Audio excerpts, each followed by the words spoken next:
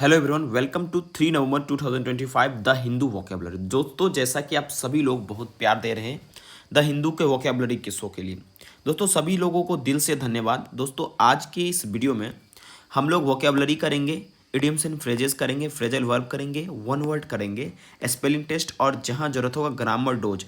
इसके अलावा दोस्तों एक होता है एग्जाम कॉर्नर्स करके हमारा वर्ड का लिस्ट, जो दोस्तों आपके एग्जाम में निश्चित आता ही आता है। ठीक है, तो दोस्तों हम उसे भी करेंगे। ओके, तो चलिए शुरुआत करते हैं। आज का जो वर्ड है दोस्तों, सबसे पहले तो भारतीय टीम को, महिला टीम को बहुत बहुत बधाई कि उन्होंने भारत को वर्ल्ड कप दिलवाया, ओडीआई वर्ल्ड कप। दोस्तों उसी से पहला वर्ड निकला हुआ है एक्सल्टेशन। यहाँ देख सकते हैं एक्सल्टेशन, यहाँ दिख ही रहा होगा, ये वर्ड पॉजिटिविटी को दिखाता है ना, जिसका मतलब होता है अत्यंत हर्ष, विजय की प्रसन्नता। जब किसी को आप हराते दोस्तों ना, तो आपके अंदर जो खुशी होता है ना, उसी को बोलते हैं एक्सल्टेंस। जैसे भारत ने साउथ अफ्रीका को हराया, तो इसकी जो खुशी को ही एक्सल्टेंस कहते हैं। आप कह सकते हैं synonyms Joy, jubilation, delight, elation और यूफोरिया। राइट दोस्तों, इसके एंटोनिम्स में आएंगे सोरो, सैडनेस, डिस्पेयर और ग्लूम। ग्लूम माने निराशा होता है। लेकिन दोस्तों इस एक्सल्ट वर्ड को अगर हम जो है एज अ ये नाउन के रूप में यूज हुआ, अगर एज अ वर्ब के रूप में यूज करेंगे तो इसका मतलब होता है उल्लासित होना, विजय पर खुश होना। राइट, जैसे आप देख सकते हैं कि Indian women team exalted after defeating South Africa. Okay, तो दोस्तों यहाँ पर देख सकते हैं Indians players celebrate after winning the ICC women's world cup final ODI cricket match between India and South Africa at the DY Patil stadium Navi Mumbai. ये आपका current affairs भी हो जाएगा कि कहाँ पर जो है फाइनल खेला गया था वुमेन्स ओडीआई वर्ल्ड कप का। तो दोस्तों मुंबई में डीवाई पाटिल स्टेडियम में कौन जीता? तो भारत ने जीता। अगला वर्ड है दोस्तों रैमपेज। दोस्तों रैमपेज का मतलब क्या होता है? देखिए रैमपेज यहाँ पर वर्ब के रूप में इस्तेमाल हुआ है। इसका मतलब होता है, देखिए मैं आपको बताता हूँ। अब यहाँ पर इसको याद करने का ट्रिक बताता हूँ। यहाँ राम लिखा है और यहाँ पर पेज लिखा है। राम मने राम भगवान और पेज मने पन्ना। देखो, अगर आप राम भगवान के घर से पन्ना चुराओगे ना, तो आपकी ज़िंदगी में आंधी आ जाएगा, क्योंकि वो भगवान है, वो राइट करने लगेंगे, मतलब बहुत ही ज़्यादा आपदा आ जाएगा। तो आप याद रखिएगा राम पन्ना, राम का इंग्लिश का RAM रैम हुआ, राम रखिएगा याद, PAG पेज, इसी को रैम पेज पढ़ते हैं। इसका मतलब तो आप समझ ही गए, storm, right, to rush around violently and uncontrollably often causing damage. दोस्तों क्या होता है कि जब डैमेज वगैरह की जाती है तो उसमें ये रैम्पेज लिखा जाता है। रीक हेबोइक, या दोस्तों स्टॉर्म, या राइट कह सकते, दंगा, या ब्रिजर कह सकते। लेकिन दोस्तों इसका एक और मीनिंग होगा, जब आप एक बहुत ही खतरनाक तरीके से जीतेंगे ना, मतलब एकदम उथल पुथल तोड़ बतोड़ करते, दे छक्का दे चौका पर, या विकेट लेकर, तो उसको रैम्पेजिंग कह सकते हैं। एडजेक्टिव हो जाएगा रैम्पेजिंग, और रैम्पेज आपका वर्ब हो जाएगा। राइट, आगे दोस्तों बढ़ा जाए। कुछ एग्जाम कॉर्नर वर्ड्स हैं दोस्तों, ये अपने मन से लिखा हुआ वर्ड नहीं है, ये आपके आज के अखबार का वर्ड है। वर्ड है लुक्रेटिव। लुक्रेटिव का मतलब होता है प्रॉफिटेबल, जो आपको प्रॉफिट देने वाला हो उसको बोलते हैं लुक्रेटिव। अकर्ड मने हुआ, घटित हुआ या हुआ, हैपेंड कह सकते हैं। हार्डली मतलब होता है ना के बराबर, ना के बराबर। हार्ड और हार्डली में अंतर है। हार्ड मने कठोर होता है, हार्डली मने ना के बराबर होता है, ना के एडजेक्टिव फॉर्म उसका होता है। एंटीसिपेट का मतलब एक्सपेक्ट करना, किसी चीज़ पे आप जब एक्सपेक्ट करते हैं उसको एंटीसिपेट करते हैं, यानी आप अनुमान लगाना कह सकते हैं। एंटीसिपेट, एक्सपेक्ट करना को, अनुमान लगाना को आप एंटीसिपेट कह सकते हैं। लीदल मने घातक होता है, नहीं, जैसे कोरोना वायरस क्या था कि लीदल डिजीज था। उसके बाद प्रॉक्सिमेट जो होता है, ये प्रॉक्सिमिटी याद रखिएगा, नज़दीक, नियरनेस को हम प्रॉक्सिमिटी में गिनते हैं। सेक्रेटरी आप स्पेलिंग टेस्ट के रूप में याद रखिएगा, SECRETARY। उसके बाद है कंसेंसस, का मतलब होता है आम सहमति। जैसे जन सहमति कहता है ना कि ये कंसेंसस है, आम सहमति, उसको बोला जाता है। फीसर का मतलब दोस्तों होता है गैप या नेरो, जो बीच में गैप बन जाता है उसको फीसर कहते हैं। राइट, कीन मतलब होता है इंटरेस्टेड, यानी एगर कह सकते हैं आप, काफ़ी उत्सुक होना। प्रैग्मेटिक मतलब होता है PRAGMATIC, प्रैग्मेटिक मतलब होता है प्रैक्टिकल। थिंकेबल जिसे आप कह सकते हैं। एपैथी का मतलब क्या होता है? दुख, सोरो। ओके, याद रखिएगा दोस्तों, ये आपके कुछ एग्जाम कॉर्नर वर्ड्स हैं जो कि एग्जाम में निश्चित रूप से आते ही आते हैं। तो दोस्तों चलिए आगे बढ़ते हैं। नेक्स्ट आपका रोलर कोस्टर पे आते हैं।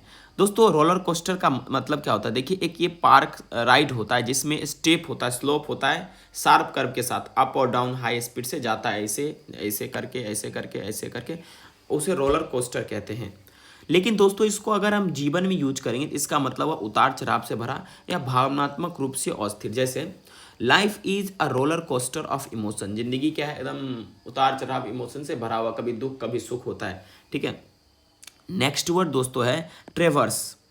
ट्रेवर्स का मतलब क्या होता है, टू ट्रेवल अक्रॉस और थ्रू समथिंग, किसी से इस पार से उस पार करना, या आर पार घूमना, या उस पर यात्रा करना या पार करना।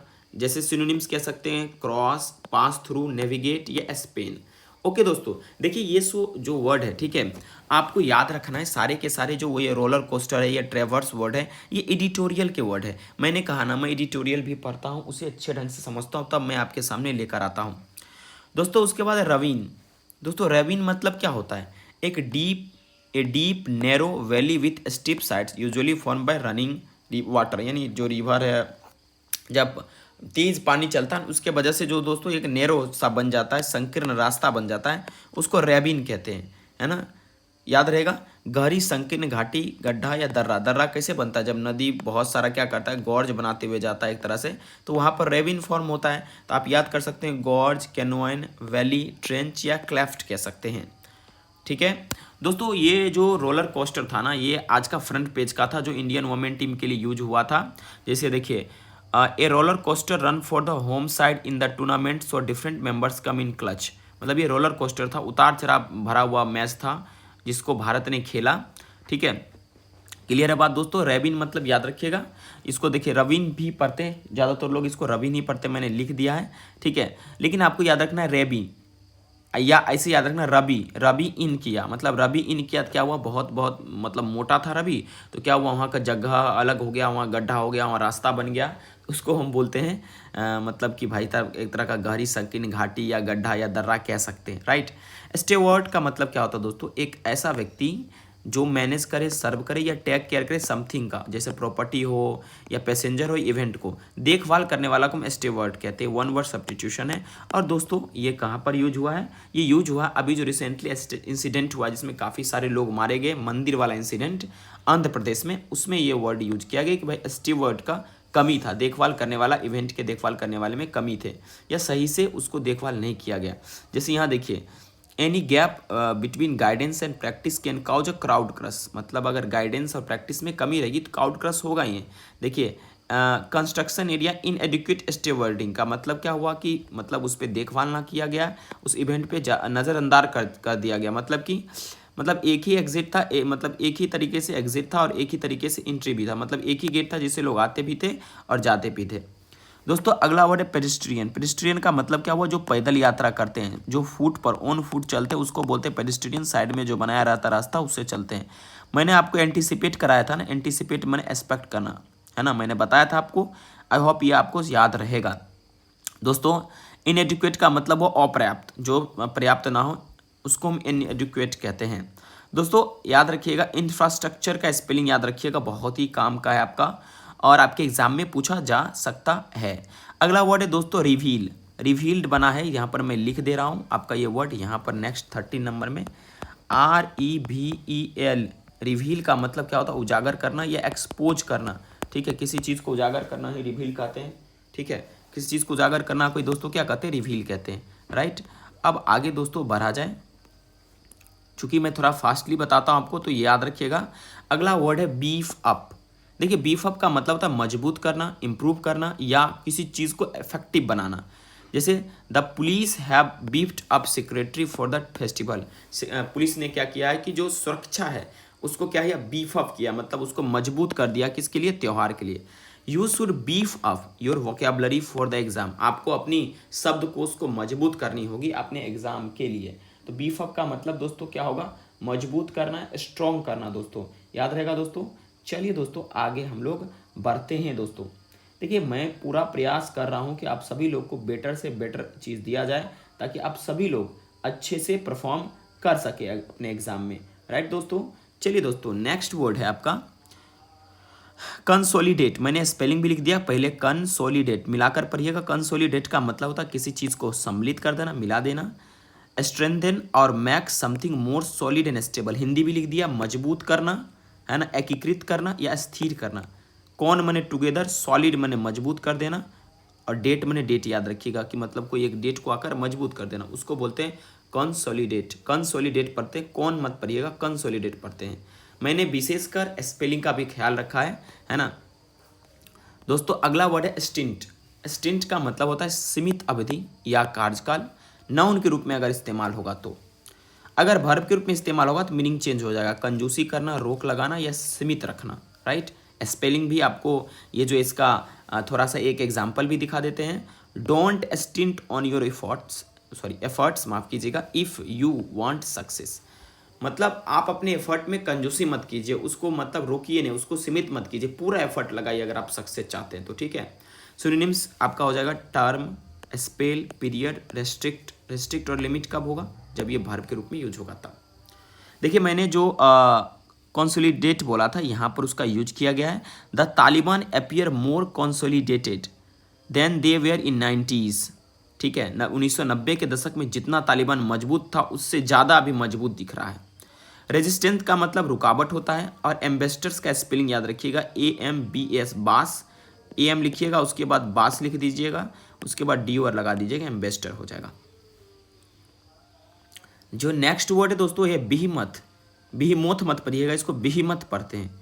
बिहिमत का मतलब बताता हूँ, बी ही मोथ, ही माने वह, अब मोथ याद रखिएगा कि एक तरह का क्या होगा, कीट पतंग होता है, ठीक है। तो वह मोथ जो था, वह मोथ बहुत ही क्या था, मोटा था, एकदम बहुत ही बड़ा था, ठीक है।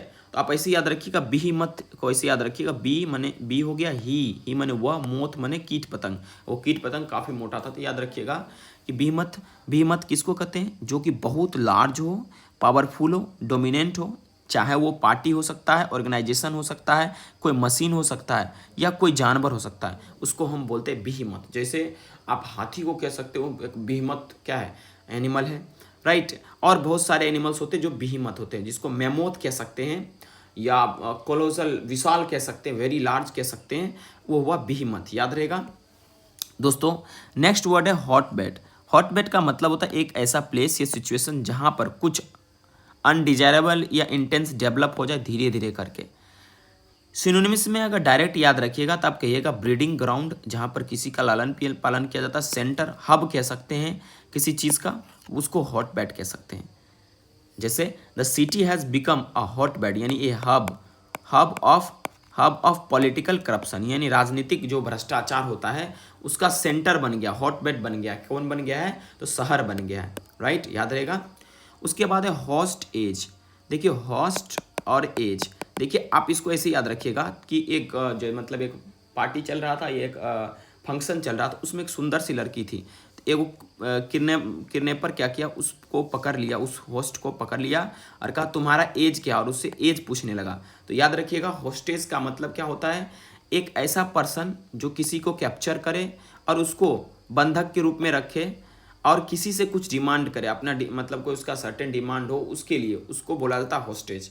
एक तरह का फिरौती मांगना कह सकते हैं, किसी व्यक्ति को गिरफ्तार करके, राइट। आई होप आपको समझ में आया होगा। जैसे देखिए हॉस्टेज सिचुएशन, यानी वो जो लोगों को गिरफ्तार करने का सिचुएशन जो बना था, उसको मुंबई पुलिस ने काफ़ी अच्छे से डील किया।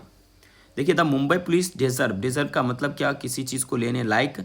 एप्लॉज का मतलब प्रशंसा, एप्रिसिएशन या एप्रिसिएट आप कह सकते हैं। For their professional handling of the hostage situation, 90 hostages rescued from Mumbai studio.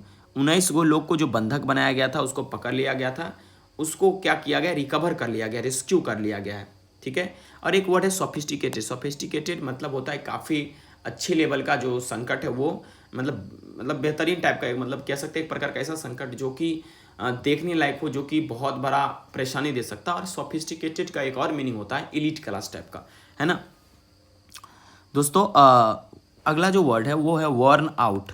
देखिए वर्न आउट वो यूपीएससी का कांड हुआ था, याद है, जिसमें वो लड़का बर्न हो गया था, जल गया था।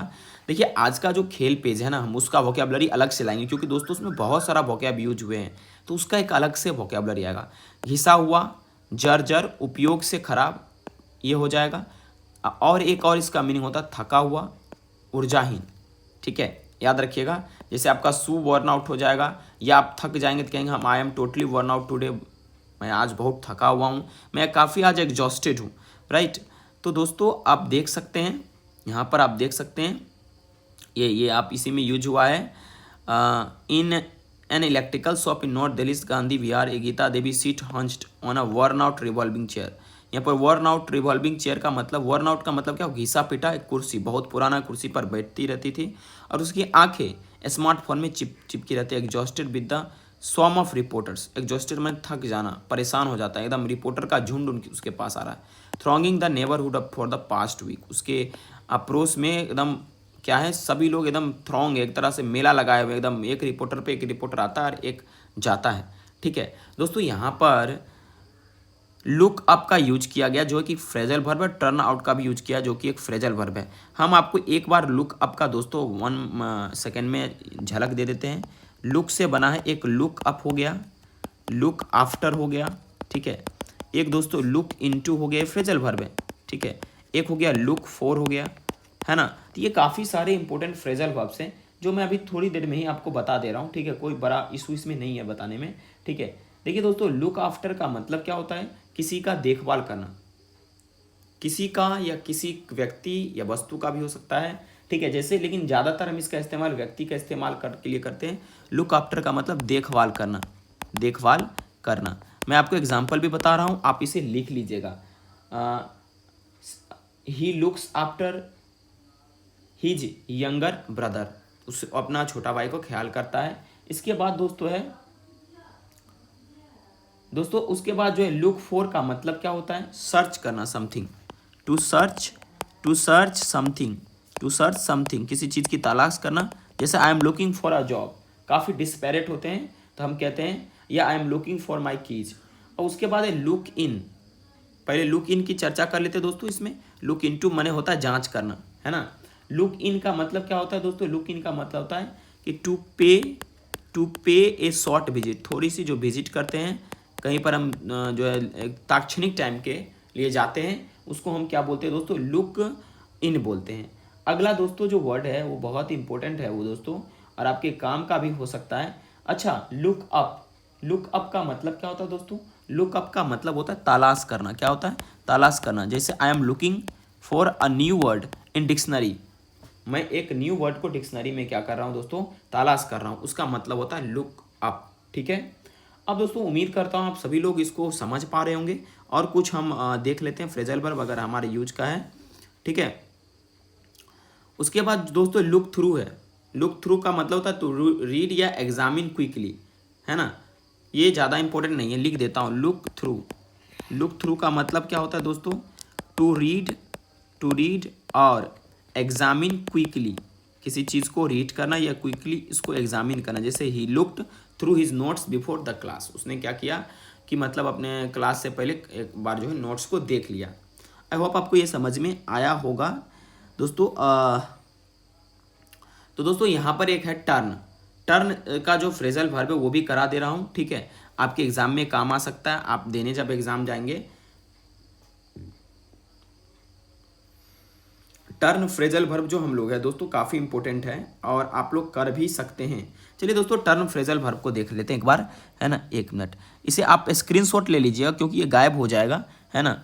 दोस्तों सबसे पहला है, देखिए टर्न से बना हुआ, नेक्स्ट पेज पे ही एक्सप्लेन करना पड़ेगा। यहाँ टर्न से बना है टर्न ऑन, यानी आप जानते हैं जिसका मतलब होता है चालू करना या आकर्षित करना, ठीक है।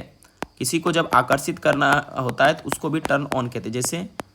जैसे हम अगर कहेंगे please turn on the lights, light को चालू कर दो, या music really turns him on, यानी म्यूजिक जो है उसको आकर्षित कर लिया। एक होता है टर्न ऑफ। टर्न ऑफ का मतलब दोस्तों क्या होता है, बंद करना, ठीक है, या और रुचि पैदा करना, बंद करना, याद रखिएगा, please turn off this radio, है ना। अरे यार बार बार पीछे का हो जाता है, ठीक है। उसके बाद टर्न डाउन दोस्तों, क्या है, टर्न डाउन। अच्छा यहाँ टर्न का यूज हुआ ना, टर्न आउट। टर्न आउट का मतलब क्या होता है पहले ये मैं बता देता हूँ, ये ज़्यादा जरूरी है। टर्न आउट का मतलब दोस्तों होता है परिणाम स्वरूप, या आप जिसे कहते हैं परिणाम स्वरूप, गलत गलत दिया क्या, परिणाम स्वरूप ऐसा होता है ना, ठीक है। जिसे आप कह सकते हैं टू हैपन और इन अ सर्टेन वे, ठीक है। कोई अटेंड एन इवेंट के कोई हुआ उसको हम कह सकते हैं परिणाम स्वरूप होना। जैसे it turns out the person at her counter is a potential customer, तो वो क्या हो गया कि मतलब उसका एक पोटेंशियल कस्टमर हो गया, राइट, बन गया। जैसे thousands turn out for the protest, माने बहुत लोग, यहाँ एक और मीनिंग होता है, परिणाम स्वरूप तो होना होता ही है, एक होता है उपस्थित होना। क्या होना? उपस्थित होना। टर्न आउट का मतलब उपस्थित होना भी होता है। जैसे thousands turn out for the protest, मतलब हजार लोग जो है, हजारों लोग क्या है, प्रोटेस्ट के लिए उपस्थित हुए। ठीक है। अब दोस्तों अगला वर्ड है जो मैं आपको बताना चाहूँगा, टर्न ओवर। टर्न ओवर जो है दोस्तों, ठीक है, देखिए टर्न ओवर का मतलब होता है पलटना, ठीक है, या सौंपना। क्या होता है? पलटना या सौंपना। लिखते जाइएगा।